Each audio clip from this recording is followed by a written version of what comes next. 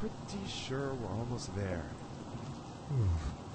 Something just doesn't feel right about this whole thing. Yeah, I'm just not sure about this. Well, look. We already signed up, and there's no point in turning back now. Plus, it's a pretty simple job considering the fact that I'm trying to save up for a new... Yeah, for a new whip. We know. Didn't mean to flex how much more money I have. Huh? You and your whopping bank account total of $5,000? Yeah, okay. 5,000 more than you're rolling with. Oh, really? Me and you both know, bro. Ugh, can you guys shut up already? And I think that's the place. Yikes. Looks like Todd's house. This place really did go downhill. Huh. Yep, guess so.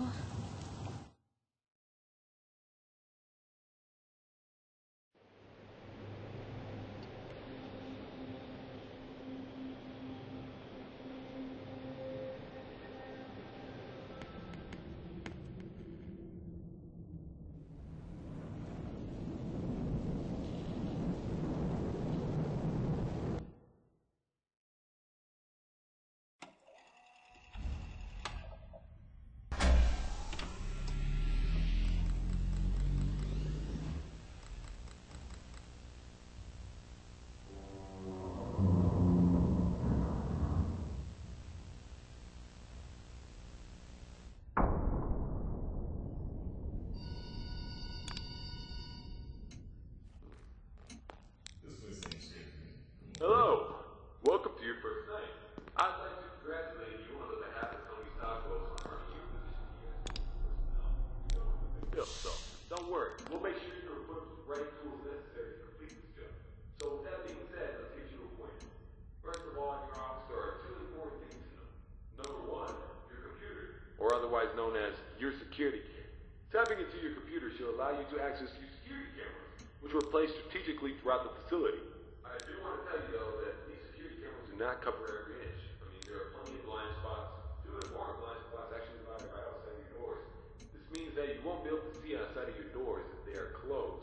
Now, this brings us to our next important piece of discussion. Your blast doors. These were installed primarily for your security. We do realize that you are working a job which has its risks. So in case anything happens, you're being chased, or somebody's trying to break in, you can close these blast doors, make sure that your safety is your priority.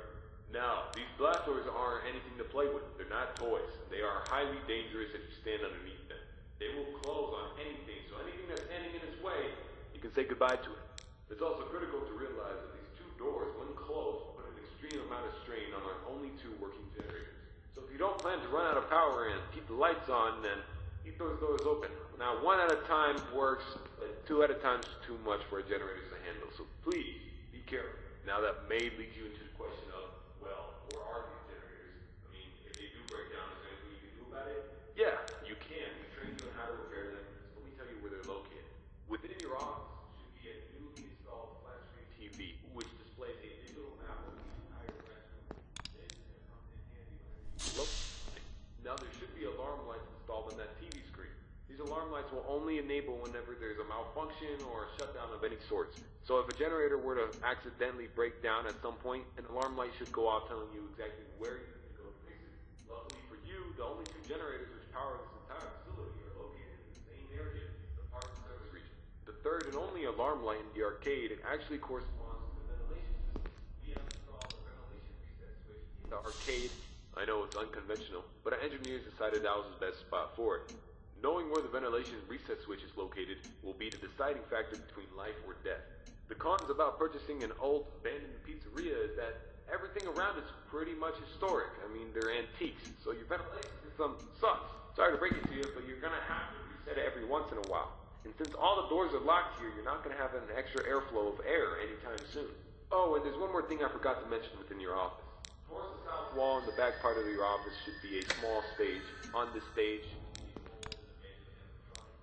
relic from the old pizzeria. If you're not good with puppets or anything of that sort, then you can keep the curtain closed. I mean, if you don't want to see it, make sure it doesn't see you. Am I right? And that brings me to my next point. There are a variety of other animatronics left over from the other pizzeria lying around here. This includes the front stage, on the service region, the warehouse, you name it, there's at least something that we can salvage there. Not to worry, these animatronics are shut down, so there's no source of power anywhere within their rigs. So between me and you, there shouldn't be another incident. But that about covers it. It should be a very smooth night, uneventful. You should be able to get accustomed and acquainted with everything, and I hope to see you tomorrow. You have a good night.